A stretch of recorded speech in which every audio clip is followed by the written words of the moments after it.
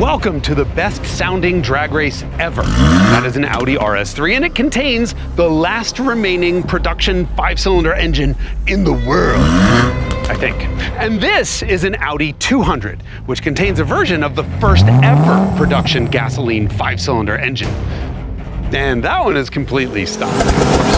Hey, you know what sounds better than one 5-cylinder engine? Two 5-cylinder engines. No, not those two. This guy. That's a Lexus LFA, and it has a V10, which is effectively two 5-cylinders joined at the crank.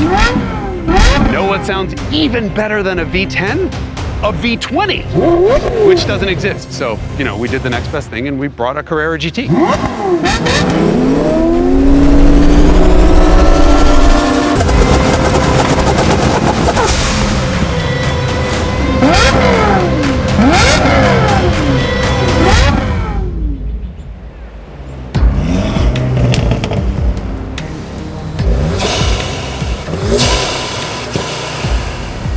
First things first, we need to see just how much quicker the 5-cylinder RS3 is than its 4-cylinder S3 brother. After all, you get more for your $10,000 than just great sound. So we called our buddies at 034 Motorsport and asked for one of their stupid fast, crazy 400 horsepower tuned S3s, and then asked them to put it back to stock, which they did because they are lovers of science.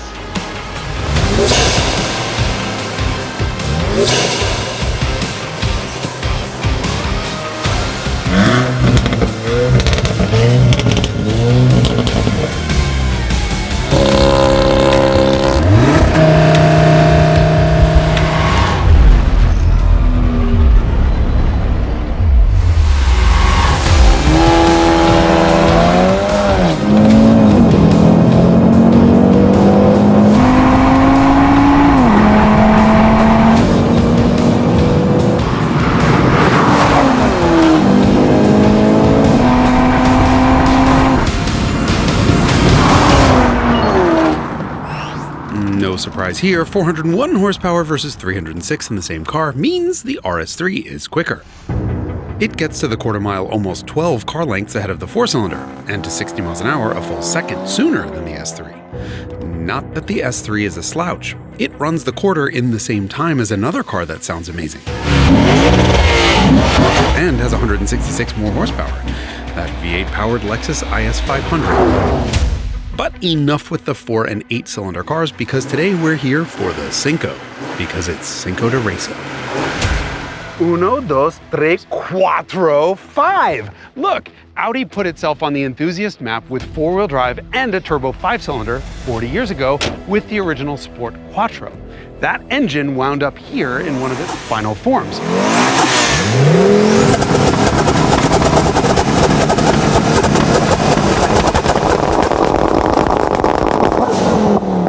2.2 liters, twin cam, 4 valves per cylinder, and a huge turbocharger. On this particular one, because its owner is insane. The talented and works for 034 Motorsport and brought this from its original 217 horsepower all the way up to about 800. And if that seems unfair, it's not, because the next car in the lineup has more than twice the displacement and twice the cylinders. It is, of course, the Lexus LFA and its 4.8 liter V10. Hi, Randy. Hey, Jason. I heard you like the paddle. You mean like the one you used when you hazed me into the secret fraternity of automotive journalists? Randy, that was a private moment between us. I'm talking about the transmission. It's a paddle shift. Oh, I like those too.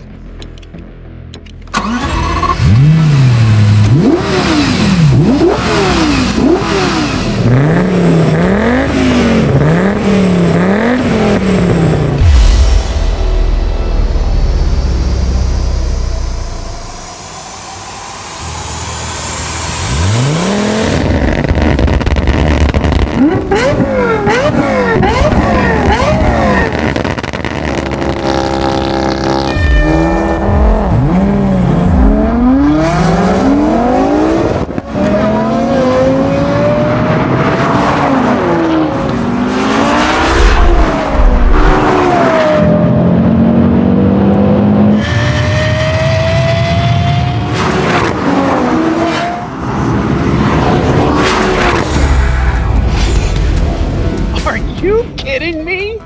That big silver box just ripped off a sub 3-second 0 to 60. And then, thanks to 26 pounds of boost and 8,500 RPM, well, it kept that going and landed square in McLaren territory with a 10.5-second run through the quarter mile. I mean, that is just completely insane. That's the tuner car world. However, if that is insane, this is stupid, because that thing crossed the quarter mile mark 220 feet before those cars.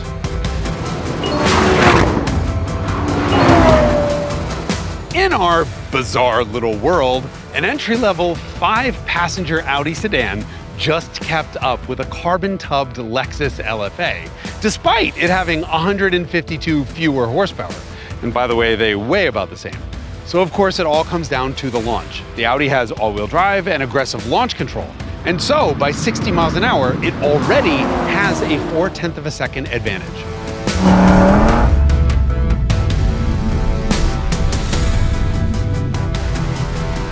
After 60 miles an hour, it's just all about the Lexus.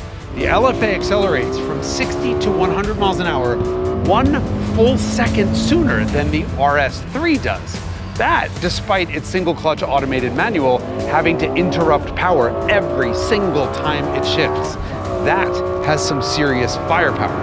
Which means that even though these two cars cross the line at about the same time, the Lexus is going 7 miles an hour more quickly. So it's sayonara Audi.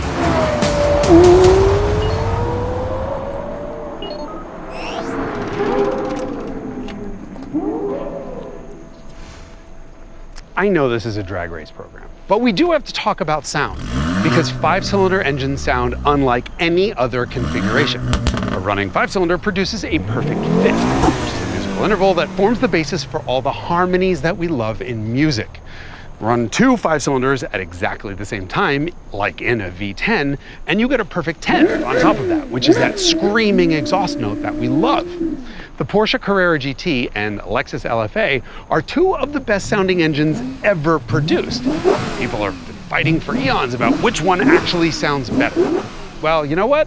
I think we should solve that today. First, by seeing which one is louder. Because louder's always better.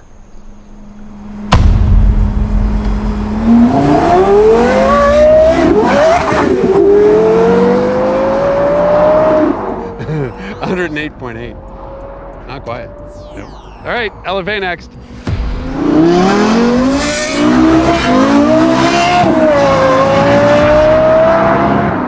103 psychotic decibels.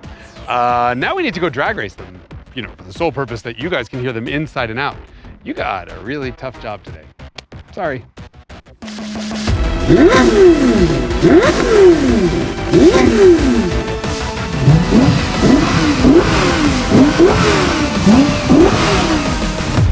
Time for an argument. Oh, yeah?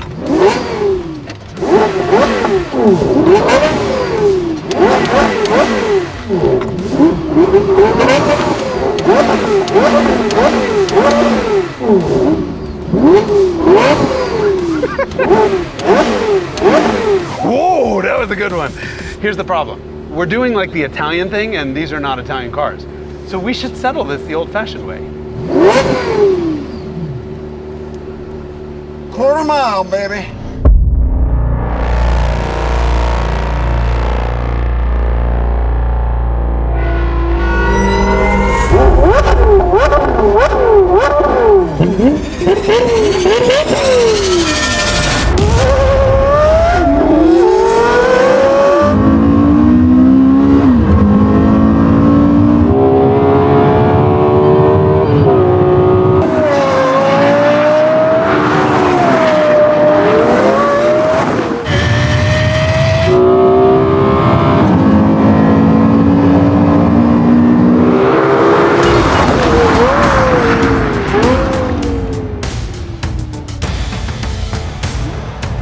You have got to have your wits about you driving this thing at high speed.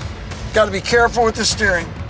And this, by comparison, I didn't even have to upshift.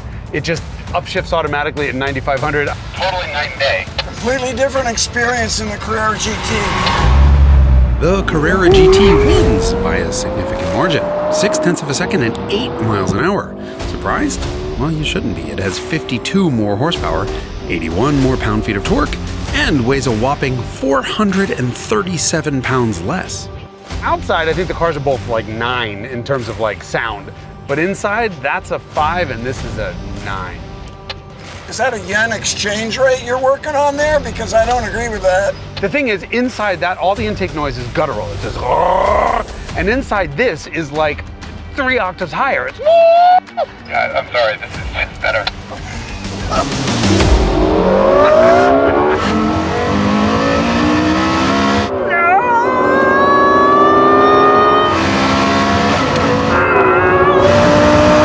oh my God.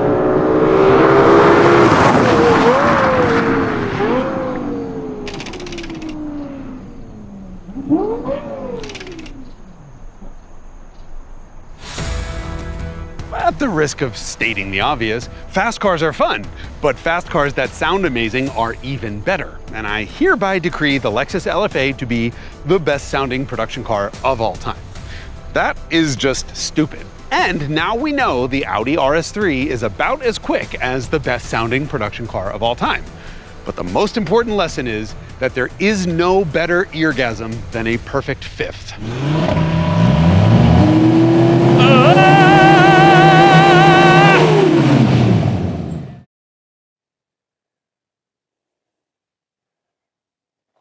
Oh, hi. I didn't see you standing there.